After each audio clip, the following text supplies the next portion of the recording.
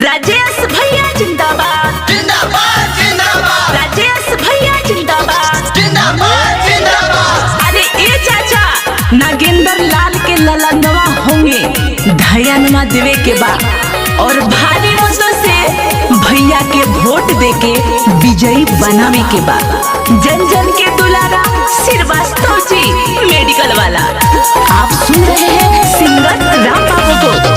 सेवा में जुटल ये रहेले दिन रात हो, सबका जरूरत में रहेले साथ हो।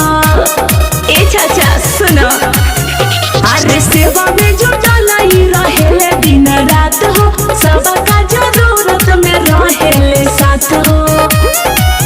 सोच समझ के वोट गिरई हो गिरई हो।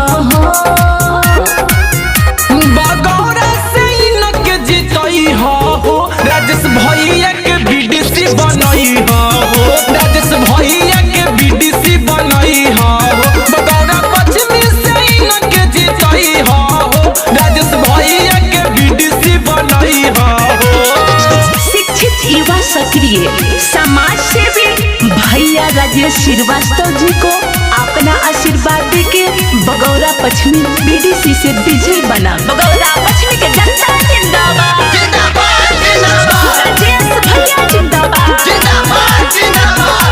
आप सुन रहे हैं सिंगर राम बाबू को। अरे अत्याचार या जुल्म के खिलाफ हो, पहले गरीबवन के सेवा में साथ हो। कृष्णा रिकॉर्डिंग शिक्षित युवा समझ के होवे सेवी भैया राजेश जैसा बाबे न कोई। चाची गाँव में सबके बतई हो बतई हो।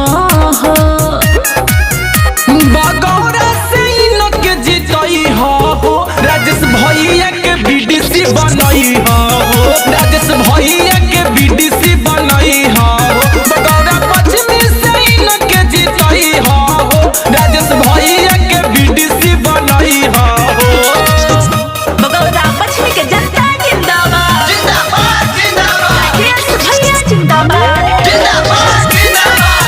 अरे ए चाचा नागेंद्र लाल के ललनवा होंगे धैर्यनमा देवे के बाद और भारी मतों से भैया के वोट देके विजयी बनावे के बाद जन जन के दुलारा श्रीवास्तव जी मेडिकल वाला आप सुन रहे हैं सिंगर राम बाबू को। मांगले आशीष का के छुके चरनिया टेंशन करई है बुढ़ावा पुरानिया।